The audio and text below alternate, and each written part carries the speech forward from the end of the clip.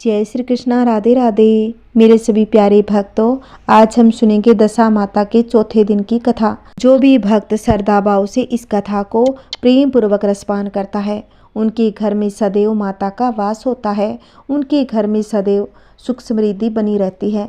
आइए भक्तों, इस कथा को प्रेम से रसपान करते हैं।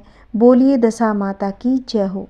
एक समय की बात है, एक साहूकार था। उसके परिवार में 5 पुत्र, उनकी बहुएं तथा एक पुत्री थी। पुत्री का विवाह हो चुका था, परंतु उसका गोना नहीं हुआ था। इस कारण वह अपने माता पिता के घर में रह रही थी। एक दिन साहूकार की पत्नी दशा माता का डोरा ले रही थी। उसकी बहुओं ने भी दशा का डोरा लिया। बहुओं ने अपने सास से पूछा कि क्या ननंद के लिए भी डोरा लेना है। तब सास ने हाँ भर दी। इस पर बहुओं ने कहा कि उनकी तो विदाई होने वाली है, यदि व्रत से पहले ही उनकी विदाई हो गई तब क्या होगा। सास ने उत्तर दिया, मैं व्रत का सारा सामान साथ में रख दूंगी, वह अपने ससुराल में पूजा कर लेगी। ऐसा ही हुआ।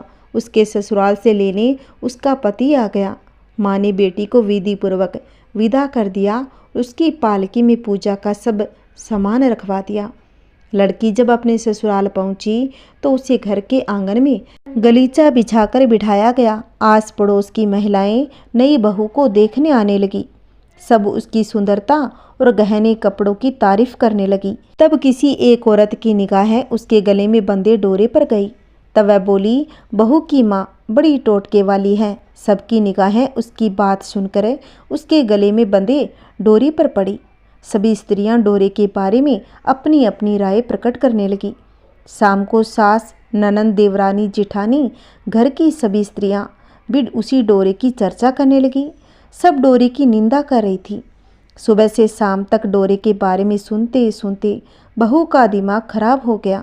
उसने डोरे को गले से उतार कर जलती हुई आग में डाल दिया। डोरे के जलते ही सारे घर में आग लग गई। घर में रखा सब धन धान्य जल गया।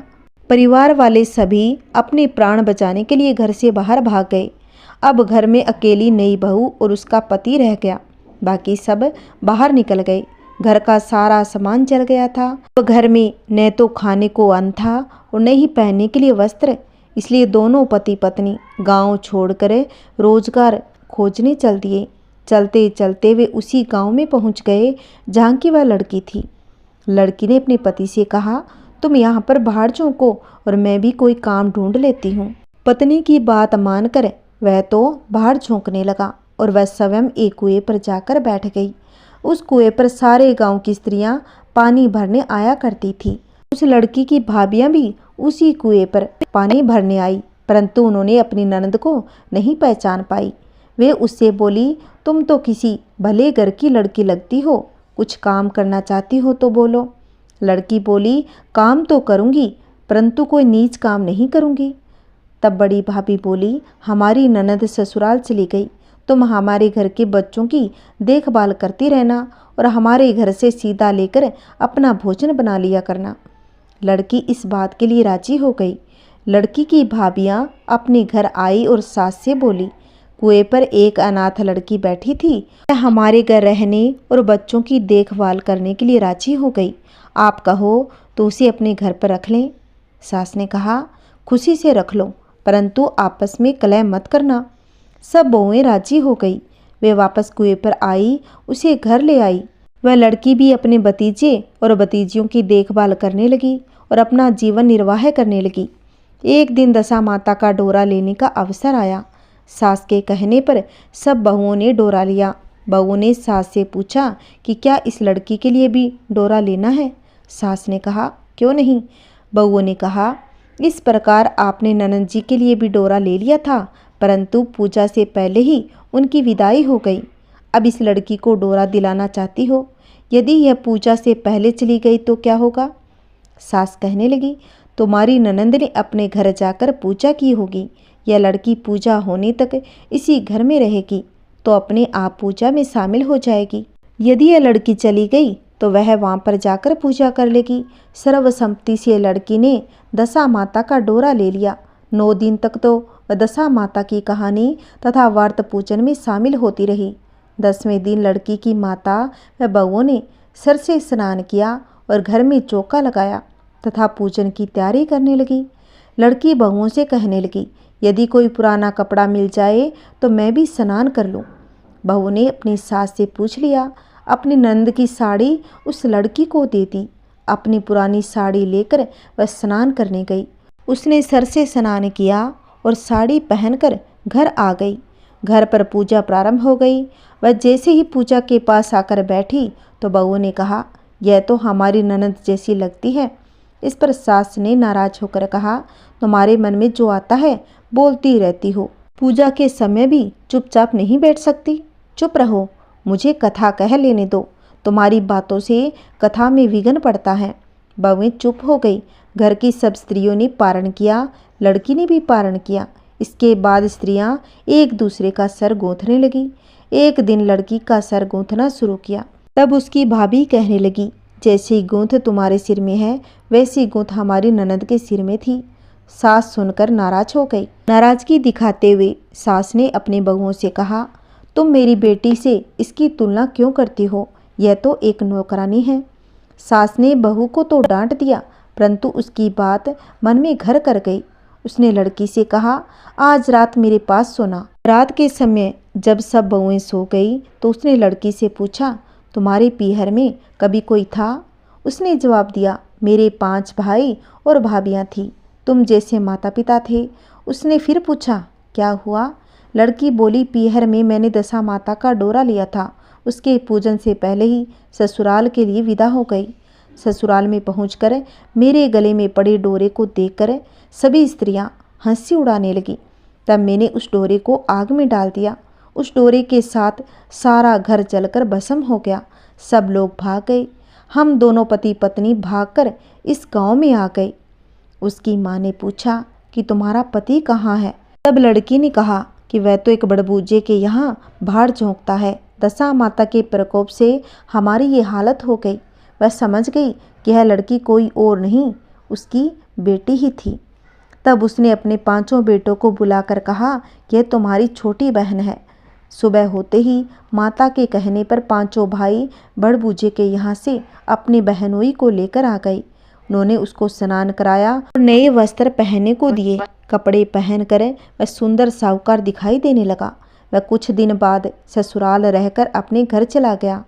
घर पहुंचने पर उसने देखा कि सब लोग पहले की तरह सुखपूर्वक रह रहे थे। इसके बाद वह अपने ससुराल आया और अपनी पत्नी को विदा कर घर ले गया। वह अपनी दशा पर विचार करती हुई जा रही थी। रास्ते में एक नदी पड़ी। उस नदी में स्नान करके अप्सराएं दशा माता का डोरा ले रही थी। उनके पास एक डोरा अभी बचा हुआ था। वह अप्सराएं बोली, यदि इस डोरे को मैं किसी उच्च वर्ग की स्त्री हो तो उसे दे दूं। उन्होंने डोली के पास जाकर पता किया और वह डोरा उस लड़की को दे दिया। जब लड़की अपनी ससुराल पहुंची तो सास थाल सजाए, ननद कलश लिए, देवरानी जेठानी अन्य मांगलिक वस्तुएं लिए उसका स्वागत करने लगी और खड़ी हो गई। नेक दस्तूर हो जाने के बाद लड़की को आसन पर बैठाया। आसन पर बैठने के बाद लड़की ने कहा, आप लोगों ने पहली बार दशा माता के डोरे के लिए अपशब्द गए थे, जिसका फल ये हुआ कि हम सब परिवार वाले एक दूसरे से बिछुड़ गए तथा घर का सारा धन धान्य जलकर स्वाहा हो गया। बड़ी मुसीबतें उठाने के बाद आज हमारे अच्छे दिन आए हैं।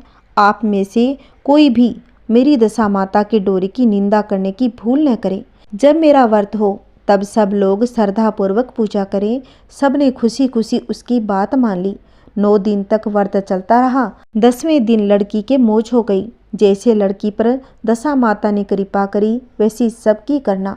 सबके घर में सुख शांति बनाए रखना। बोलिए दशा माता की जय हो। आइए अब सुनेंगे लक्ष्मी माता की कहानी। एक समय की बात है, किसी शहर में कई लोग रहते थे। सभी अपने कामों में व्यस्त रहते थे। किसी को किसी से कोई मतलब नहीं था।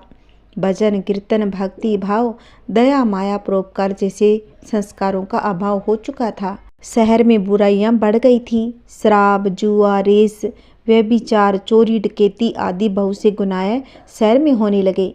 उसके बावजूद इसके उस शहर में कुछ अच्छे लोग भी रहते थे। इसमें शीला नामक स्त्री जो धार्मिक पर्वती और संतोष स्वभाव वाली थी। उनका पति भी विवेकी और सुशील था। शीला और उसका पति कभी किसी की बुराई नहीं करते थे और भगवान का भजन करने में अच्छी तरह समय व्यतीत कर रहे थे। शहर के लोग उनकी गृहस्थी की सराहना करते। देखते ही देखते समय बदल गया। शीला के पति की अच्छी संगति बुरी संगति में बदल गई। उसका पति जल्द ही जल्द करोड़पति बनने के ख्वाब देखने लगा, इसलिए वह गलत रास्ते पर चल पड़ा और उसके फलस्वरूप उसकी हालत भिखारी जैसी हो गई। शराब, जुआ, रेस, चरस, गांजा आदि बुरी आदतों में शीला का पति फंस गया था। दोस्तों के साथ उसे भी शराब की आदत लग गई।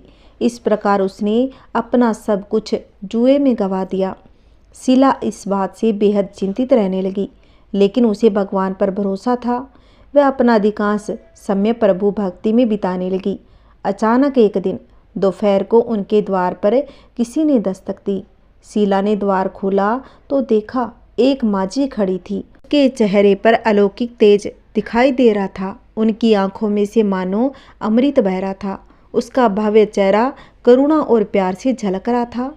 उसको देखते ही शीला के मन को शांति महसूस होने लगी। उसके रोम रोम आनंदमयी हो गया।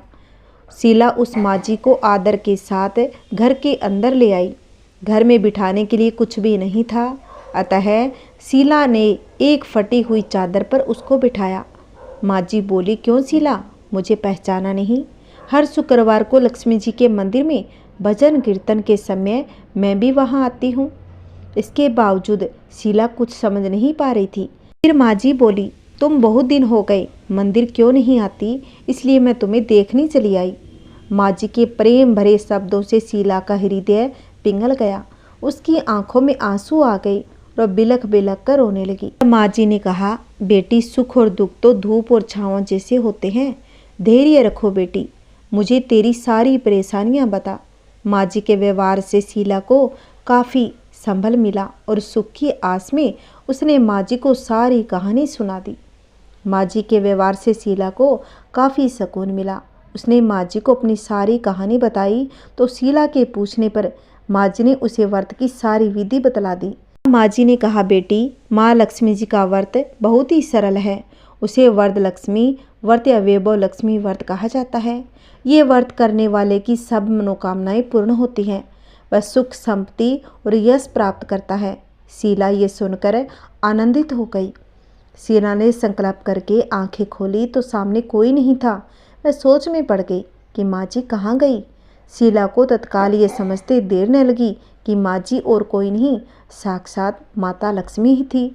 दूसरे दिन शुक्रवार था। सुबह स्नान करके धुले वस्त्र पहनकर शीला ने माजी द्वारा बताई विधि से पूरे मन से व्रत किया। आखिरी में प्रसाद वितरण हुआ। ये प्रसाद पहले पति को खिलाया। प्रसाद खाते ही पति के स्वभाव में फर्क पड़ गया। उस दिन उसने शीला को मारा नहीं, सताया भी नहीं। शीला को बहुत ही आनंद हुआ। उसके मन में लक्ष्मी व्रत के लिए श्रद्धा बढ़ गई। शीला ने पूर्ण श्रद्धा भक्ति से 21 शुक्रवार तक वैभव लक्ष्मी व्रत किया। 21वें शुक्रवार को माजी के कहे मुताबिक उद्यापन विधि करके 7 स्त्रियों को वैभव लक्ष्मी व्रत की 7 पुस्तकें उपहार में दी। फिर माताजी के धन लक्ष्मी स्वरूप की छवि को वंदन करके भाव से मन ही मन प्रार्थना करने लगी, हे माँ, हे धन लक्ष्मी, मैंने आपका वैभव लक्ष्मी व्रत करने की मन्नत मानी थी, वह व्रत आज पूर्ण हो गया। हे माँ, मेरी हर विपत्ति दूर करो, हमारा सबका कल्याण करो। जिसे संतान न हो उसे संतान देना, सौभाग्यवती स्त्री का सौभाग्य अखंड रखना, कुंवारी लड़की को मन भावना पति देना। जो आपका ये चमत्कारी वैभव लक्ष्मी व्रत करे उनकी सब विपत्ति दूर करना, सभी को सुखी रखना। हे माता, आपकी महिमा अपार है। ऐसा बोलकर लक्ष्मी जी के धन लक्ष्मी स्वरूप की छवि को प्रणाम किया। व्रत के प्रभाव से शीला का पति अच्छा आदमी बन गया और कड़ी मेहनत करके व्यवसाय करने लगा। उसने तुरंत शीला के गिरवी रखे गहने छुड़ा लिए। घर में धन की वृद्धि होने लगी। घर में पहले जैसी सुख शांति छा गई। लक्ष्मी व्रत का प्रभाव देखकर मोहल्ले की स्त्रियां विधि पूर्वक वैभव लक्ष्मी का व्रत करने लगी। जय माँ लक्ष्मी, जैसे माता लक्ष्मी ने उस शीला को दिया वैसा सबको दे। कहानी कहते सुनाते हुंकारा भरते, सबके घर में लक्ष्मी का वास हो, सभी के घर में सुख शांति बनी रहे। बोलिए लक्ष्मी माता की जय हो। आइए भक्तों, अब हम सुनेंगे धर्मराज जी की कहानी। किसी गांव में एक बुढ़िया रहा करती थी। वह तो बहुत ही नियम धर्म से व्रत रखा करती और दान पुण्य करती। एक दिन भगवान के घर से यमदूत उसे लेने आ गए और वह उनके साथ चल पड़ी। चलते चलते एक गहरी नदी आई तो यमदूत बोले कि माई, तुमने गोदान की है या नहीं। बुढ़िया ने उनकी बात सुनकर मन में श्रद्धा से गाय का ध्यान किया तो उनके समक्ष गाय आ गई और बुढ़िया उस गाय की पूंछ पकड़कर नदी पार कर गई और यमदूतों के साथ फिर आगे बढ़ी तो काले कुत्ते आ गए। यमदूत फिर बोले, कुत्तों को खाना दिया था। बुढ़िया ने मन में कुत्तों का ध्यान किया तो वे रास्ते से चले गए। अब बुढ़िया फिर से आगे बढ़ने लगी तो रास्ते में कौवे ने उनके सिर में चोंच मारनी शुरू कर दी। तब यमदूत बोले कि माई, ब्राह्मण की बेटी के सिर में तेल लगाया था। बुढ़िया ने ब्राह्मण की बेटी का ध्यान किया तो कौवों ने चोंच मारनी बंद कर दी। अब आगे बढ़ने पर बुढ़िया के पैर में अब कांटे चुभने लगे।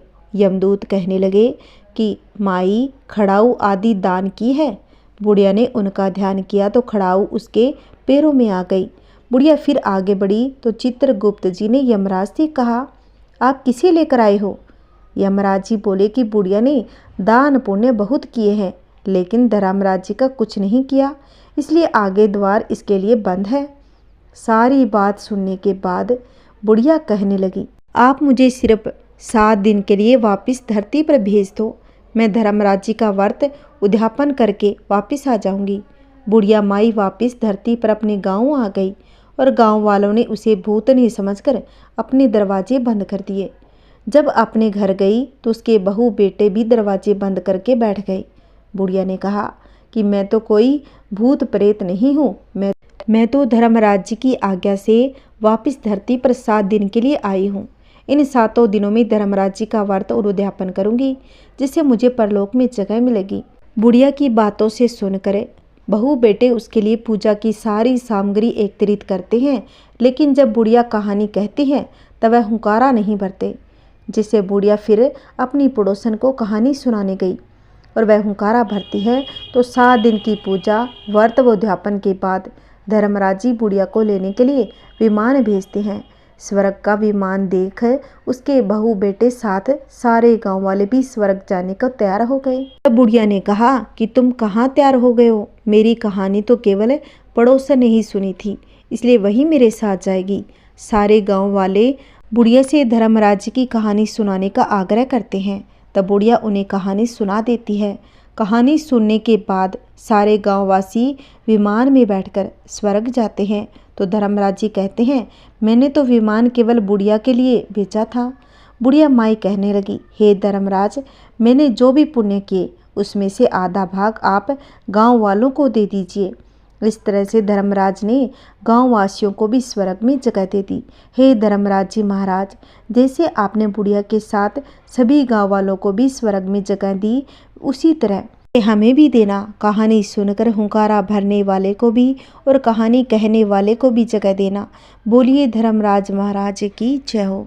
अब हम सुनेंगे गणेश जी की कहानी। एक बार प्रेम से बोलिए भगवान गणेश की जय। एक बार गणेश जी ने पृथ्वी के मनुष्य की परीक्षा लेने का विचार किया। वे अपना रूप बदलकर पृथ्वी पर भ्रमण करने लगे। उन्होंने एक बालक का रूप बना लिया और एक हाथ में एक चम्मच में दूध ले लिया, दूसरे हाथ में एक चुटकी चावल ले लिए और गली गली घूमने लगे। साथ ही साथ आवाज लगाते जा रहे थे, कोई मेरे लिए खीर बना दो, कोई मेरे लिए खीर बना दो। कोई भी उन पर ध्यान नहीं दे रहा था, बल्कि लोग उन पर हंस रहे थे। वे लगातार एक गांव के बाद दूसरे गांव इसी तरह चक्कर लगाते हुए पुकारते जा रहे थे, पर कोई खीर बनाने के लिए तैयार नहीं हुआ। एक बुढ़िया थी, शाम के समय अपनी झोंपड़ी के बाहर बैठी हुई थी। तभी गणेश जी वहां से पुकारते जा रहे थे कि कोई मेरे लिए खीर बना दो, कोई मेरे लिए खीर बना दो। बुढ़िया बहुत ही कोमल हृदय वाली स्त्री थी। उसने कहा, बेटा मैं तेरी खीर बना देती हूँ। तब गणेश जी ने कहा, माई अपने घर में से दूध और चावल लेने के लिए कोई बर्तन ले आओ। बुढ़िया एक कटोरी लेकर झोंपड़ी से बाहर आ गई तो गणेश जी ने कहा, अपने घर का सबसे बड़ा बर्तन लेकर आओ। बुढ़िया को थोड़ी झुंझुनाहट हुई, पर उसने कहा चलो बच्चे का मन रख देती हूँ। और बुढ़िया घर के अंदर जाकर अपने घर का सबसे बड़ा पतीला लेकर आ गई। गणेश जी ने चम्मच में से दूध पतीले में उड़ेलना शुरू करा। तब बुढ़िया के आश्चर्य की सीमा न रही। तब उसने दूध देखा और पतीला पूरा भर गया। एक के बाद एक बर्तन झोंपड़ी से बाहर लाती गई और उसमें गणेश जी दूध भरते जा रहे थे। इस तरह से गणेश ने सारे बर्तन दूध से लबालब भर दिए। और गणेश भगवान ने बुढ़िया से कहा, मैं स्नान करने जा रहा हूँ, तब तक तुम खीर बना लो, मैं वापस आकर खाऊंगा। बुढ़िया ने पूछा, मैं इतनी सारी खीर का क्या करूँगी? इस पर गणेश जी बोले, सारे गांव को दावत दे दो। बुढ़िया ने बड़े प्रेम से मन लगाकर खीर बनाई। खीर की भीनी भीनी मीठी मीठी खुशबू चारों दिशाओं में फैल गई। खीर बनाने के बाद वह हर घर में जाकर खीर का न्योता देने गई। लोग बुढ़िया पर हंस रहे थे। बुढ़िया के घर में खाने को दाना नहीं, यह सारे गांव को खीर खाने की दावत दे रही है। लोगों को कौतूहल हुआ और खीर की खुशबू से लोग खींचे आ रहे थे। सारा गांव बुढ़िया के घर में इकट्ठा हो गया। जब बुढ़िया की बहू को दावत की बात मालूम हुई, तब सबसे पहले वहां पहुंच गई। उसने खीर से भरे पतीले को जब देखा तो उसके मुंह में पानी आ गया। उसे बड़ी जोर से भूख लगी हुई थी। उसने एक कटोरी में खीर निकाली और दरवाजे के पीछे बैठकर खाने को तैयार हो गई। इसी बीच एक छींटा गिर गया और गणेश जी को भोग लग गया और वह प्रसन्न हो गए। अब पूरे गांव को खाने की दावत देकर बुढ़िया वापस अपने घर आई तो उसने देखा बालक वापस आ गया था। बुढ़िया ने कहा, बेटा खीर तैयार है, भोग लगा लो। गणेश जी बोले, माँ भोग तो लग चुका है, मेरा पेट पूरी तरह से भर गया, मैं तृप्त हूँ। अब तू खा, अपने परिवार और गांव वालों को खिला। बुढ़िया ने कहा, यह तो बहुत ज़्यादा है, सबका पेट भर जाएगा, इसके बाद भी यह बच जाएगी। उस बची हुई खीर का मैं क्या करूँगी? इस पर गणेश जी बोले, उस बची हुई खीर को रात में अपने घर के चारों कोनों में दबा देना। और बुढ़िया ने ऐसा ही किया। जब सारा गांव जी भरकर खा चुका, तब भी ढेर सारी खीर बच गई। उसने उसके पात्रों को अपने घर के चारों तरफ रख दिया। सुबह उठकर उसने क्या देखा? पतीलों में खीर के स्थान पर हीरे, जवाहरात और मोती भरे हुए थे और वह बहुत खुश हो गई। उसकी सारी दरिद्रता दूर हो गई, वह आराम से रहने लगी। उसने गणेश जी का एक भव्य मंदिर बनवाया, उसके साथ में एक बड़ा तालाब भी खुदवाया। इस तरह उसका नाम दूर दूर तक प्रसिद्ध हो गया। उस स्थान पर लोग पूजा करने आया करते और सभी की मनोकामनाएं पूर्ण होती। जैसे भगवान ने बुढ़िया पर कृपा करी, वैसे भगवान सबकी करना। कहानी कहते, कहानी सुनाते, हुंकारा भरते, सभी पर बुढ़िया पर कृपा करी, वैसी सब पर करना। बोलिए गणेश जी महाराज की जय हो। बोलिए शिव पार्वती की जय हो।